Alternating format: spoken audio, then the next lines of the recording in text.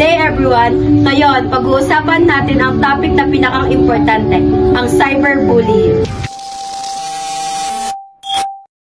Cyberbullying. Ang cyberbullying ay hindi lamang pananakit online.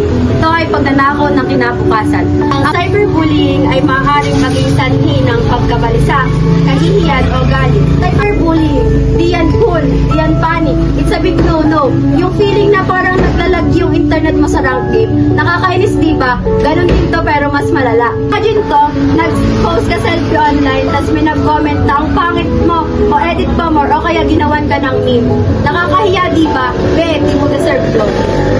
Cyberbullying can mess with your head. It can you feel sad, angry, and alone. Hindi to worth it mga be. Sa Pilipinas, ang cyberbullying ay pangunahing tinutugunan sa ilalim ng Republic Act No. 10175 na kilala bilang Cybercrime Prevention Act of 2012. Ang batas na ito ay nagpaparusa sa ilang mga online na pagkakasala kabilang ang cyber libel na madalas gamitin bilang legal na batayan para tugunan ang mga insidente ng cyberbullying. Ang internet, it's supposed to be fun place, a place where we can connect with your friends, learn new things, and express ourselves. Hindi to lugar kung saan tayo naglolokohan at nananakit ng tao.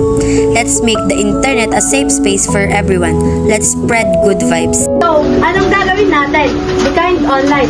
Think before you click. If you see cyberbullying, report it. Speak up. If you are being bullied, don't be afraid to talk to someone you trust. Your teacher, your family, or your best friend.